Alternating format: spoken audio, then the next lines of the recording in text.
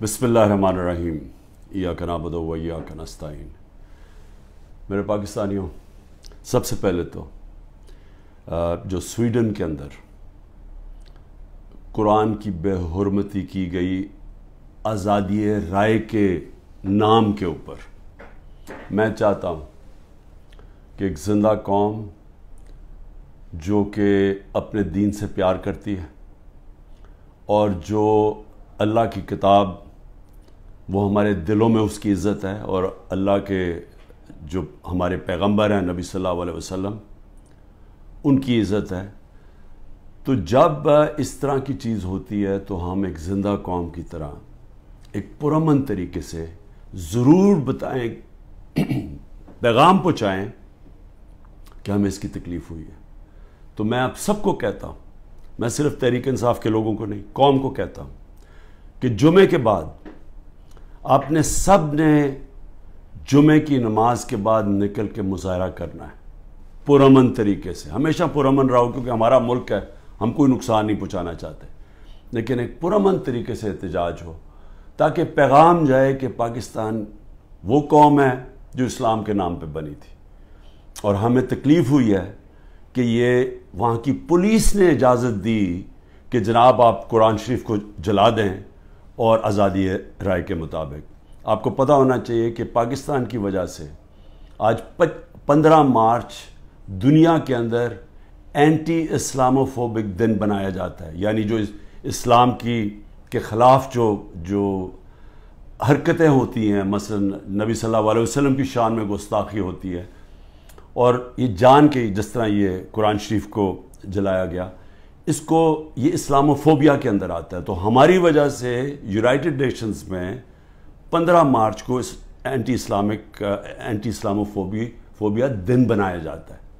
तो इसलिए हम सबको जुमे के बाद निकलना चाहिए और पुरअमन तरीके से एहतजाज करना चाहिए। दूसरी चीज़, दुबई में मीटिंग होती है, पाकिस्तान के बड़े बड़े मनी लॉन्ड्रर का मतलब जो इस मुल्क से पैसा चुरा के बाहर ले जाते हैं। जो सबसे बड़ा मसला पाकिस्तान का क्या है कि हमारा रुपया गिरता जाता है डॉलर के मुकाबले में। तो जब आप डॉलर यहाँ से खरीद के बाहर भेजते रहें और चोरी करके बाहर भेजते रहें तो वो डॉलर की कमी होनी है और जब डॉलर की कमी होगी तो रुपया गिरता जाएगा।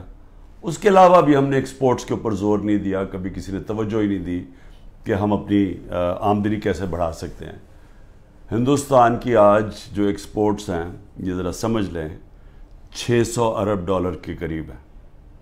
पाकिस्तान की हमारे ज़माने में रिकॉर्ड एक्सपोर्ट्स थी 33 अरब डॉलर, रिकॉर्ड थी, वो आज उससे भी कम हो गई है, 13% गिर गई हैं एक्सपोर्ट्स। तो एक तो कभी तवज्जो नहीं दी इन्होंने कि किस तरह डॉलर्स इस मुल्क में आमदनी बढ़ा सकते हैं अपनी, और दूसरा ये सारे जो बड़े बड़े नाम हैं इनके सबके बड़े बाहर महल्लात हैं, प्रॉपर्टीज़ हैं, बैंक अकाउंट्स हैं, ऑफशोर अकाउंट्स हैं। पनामा में क्या हुआ था? पनामा में एक दुनिया के अंदर एक इंकशाफ हुआ कि जिन्होंने बड़े बड़े लीडर्स ने, वजीरों ने अपने पैसे छुपाए हुए थे बाहर के मुल्कों में कंपनीज़ के पीछे, यानी कंपनीज़ के पीछे इन्होंने अपनी दौलत छुपाई हुई थी, प्रॉपर्टीज़ ली हुई थी। उसमें नवाज शरीफ की प्रॉपर्टी पकड़ी गई, मरियम नवाज उसकी मालिका निकली और वो लंदन के सबसे महंगे इलाके में अरबों रुपए के इन्होंने प्रॉपर्टीज़ ली हुई थी जिसको मेफेयर अपार्टमेंट्स कहते हैं। तो वो इंकशाफ हुआ था, तो पैसा यहाँ से चोरी होकर गया था क्योंकि अभी तक एक रसीद नहीं बता सके कि पैसा बाहर निकला कैसे है, किधर से आमदनी आई। बेटे की आमदनी, बेटे का जो घर है हसन शरीफ का, जो उसने बेचा मलिक रियाज को, उसकी कीमत तकरीबन 18 अरब है आजकल के जो पाउंड, और 45 मिलियन पाउंड्स जो तकरीबन 17-18 अरब रुपया बनता है। तो वो किधर से पैसा आया तो ये कोई नहीं बता सकता। बेटे यहाँ से बाहर भाग गए क्योंकि वो बता नहीं सकते थे। उसी तरह जो सरे महल आसिफ जरदारी ने ख़रीदा वो भी यहाँ से पैसा बाहर गया, हुदैबा पेपर मिल वो भी पैसा बाहर। तो ये सब इकट्ठे हो गए और सारे इकट्ठे होके बंदर बांट पाकिस्तान किया कि अच्छा सिंध उसको दे देंगे, कराची फलाने को दे देंगे, سینٹرل پنجاب کوئی اور آ جائے گا، پھر نئی پارٹی جو بنی ہے اس کو بھی کوئی سیٹیں مل جائیں گی، فضل الرحمان کو ادھر پختونخوا میں دے دیں گے، اور یہ بس یہ کھچڑی پک جائے گی۔